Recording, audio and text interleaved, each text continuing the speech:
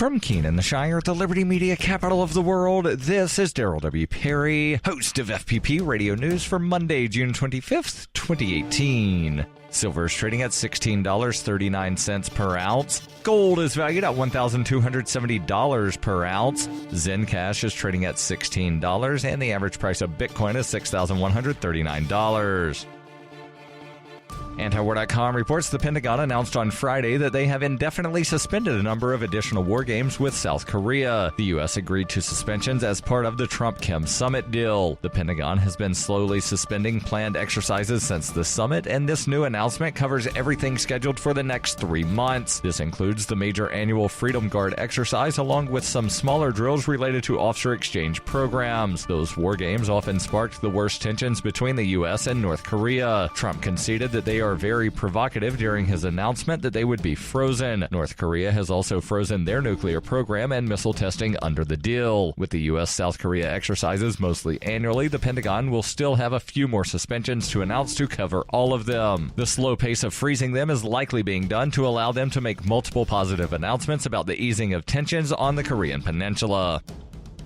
For over 40 years, Roberts & Roberts Brokerage has been a trusted source for buying and selling precious metals. Gold, silver, platinum, and palladium. They don't feed the banks. They're Bitcoin preferred and have removed the minimum purchase amount for all orders paid in the digital currency. Call Roberts & Roberts Brokerage today for knowledgeable advice on buying and selling precious metals and a forward-thinking approach to new technologies. 800-874-9760 or visit online at rrbi.co.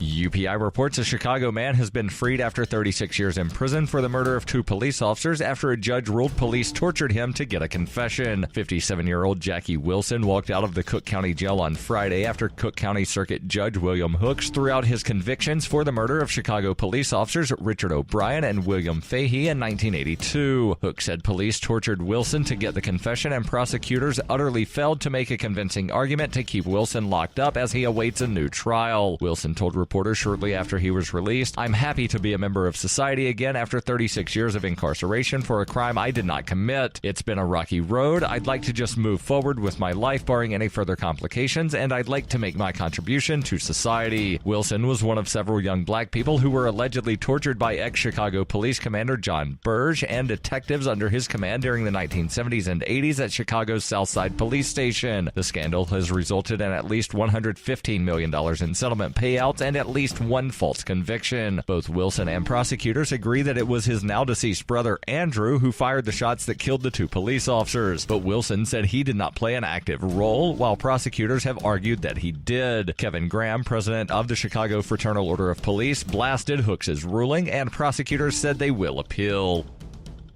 Are you looking for a cryptocurrency that has a focus on users and usability? Then look into Zencash. Zencash is the world's first private, distributed, and reliable platform for communications, transactions, and publishing. Zencash features global governance with inclusive decision-making, reliable funding for continuous improvements, and documentation and wallets in many languages that are available for Linux, Mac, Windows, and Android devices. Learn more at zencash.com.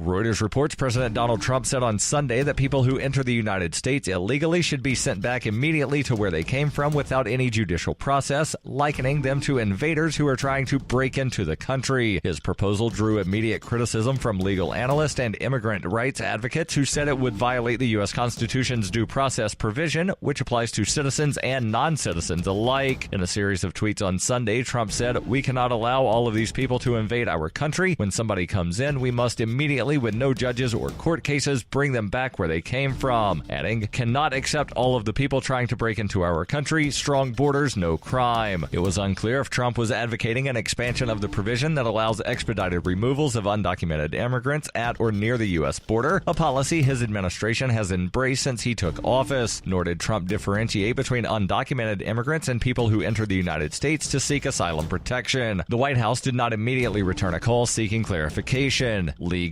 Learned, the deputy director for the ACLU's Immigration Rights Project, told Reuters the administration cannot simply get rid of all processes for immigrants. The Due Process Clause absolutely applies. It's not a choice.